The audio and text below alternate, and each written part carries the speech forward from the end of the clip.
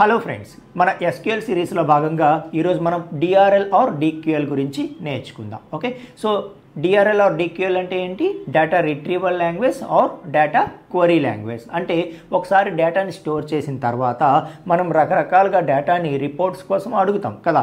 So మరి డేటాని ఆ విధంగా అడగాలి, రిట్రీవ్ చేసుకోవాలి అంటే మనకు ఉండేటటువంటిది డిఆర్ఎల్ ఆర్ డిక్యూఎల్ అనమాట. ఓకే, సో ఇందులో ఒకే ఒక కమాండ్ ఉంటుంది. ఏంటది? Select command. ఓకే, ఈ సెలెక్ట్ కమాండ్ యూజ్ చేసి మనం రకరకాలుగా క్వరీస్ అడిగి మనకు కావాల్సిన డేటాని రిట్రీవ్ చేసుకోవచ్చు అనమాట. ఓకే, సో ఇప్పుడు సెలెక్ట్ కమాండ్ ఏ విధంగా వర్క్ అవుతుంది అనేది తెలుసుకునే ప్రయత్నం చేద్దాం. సో సెలెక్ట్ క్వరీ ఏ విధంగా రాస్తాము అనేది చూద్దాం ఫ్రెండ్స్. సో ఫస్ట్ మనం సెలెక్ట్ అనే కీవర్డ్తో స్టార్ట్ చేస్తాము. సెలెక్ట్ అని చెప్పి మనకి ఏమేం కాలమ్స్ కావాలో చెప్తాం అనమాట. For example roll number, student name నాకు కావాలి. ఓకే, ఏ టేబుల్ నుండి అనేది ఫ్రమ్ ద్వారా చెప్తాము. ఫ్రమ్ స్టూడెంట్స్ ఇక్కడతో మనం ఎండ్ చేస్తామనుకోండి, ఇంకా ఏమవుతుందంటే ఎంతమంది స్టూడెంట్స్ ఉన్నారో అందరి యొక్క డేటా కూడా వచ్చేస్తుంది అనమాట.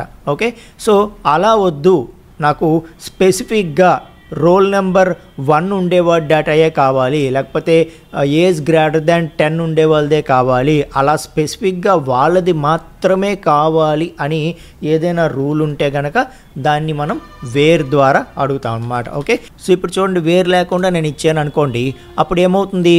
అందరి యొక్క డేటా వచ్చేసింది. ఓకే, సో మొత్తం అందరు స్టూడెంట్స్ తాలూకా డేటా వచ్చేసింది అనమాట. ఓకే, అలా కాకుండా నాకు స్పెసిఫిక్గా రోల్ నెంబర్ 1 ఉండేవాడెవడో అతని ఒక్క డేటా మాత్రమే నాకు కావాలి, అలా స్పెసిఫిక్గా నాకు ఇది మాత్రమే కావాలి అని అనుకుంటే అది వేర్ క్లాస్ ద్వారా చెప్తామన్నమాట. ఓకే, అప్పుడు ఆ ఒక్క డేటా మాత్రమే మనకు వస్తుంది. ఇక్కడ కాలమ్ నేమ్స్ కూడా మనం రోల్ నెంబర్ ఎస్ నేమ్ అన్నాం కదా, ఆ ప్లేస్లో మనం స్టార్ ఇవ్వచ్చు.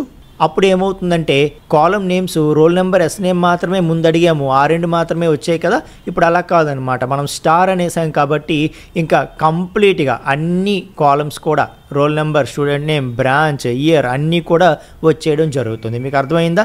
సో ఈ విధంగా సెలెక్ట్ అనేది ఉంటుందండి. ఇంకా ఇందులో మనకి group by, having, order by కూడా ఉంటాయండి. అవి నెక్స్ట్ క్లాసెస్లో మనం చూద్దామండి. ఎస్ ఫ్రెండ్స్, మీకు సెలెక్ట్ కమాండ్ బాగానే అర్థమైందని చెప్పి నేను అనుకుంటున్నాను. నెక్స్ట్ క్లాస్లో మనం ఇంకొక కాన్సెప్ట్తో కలుద్దామండి. Thank you.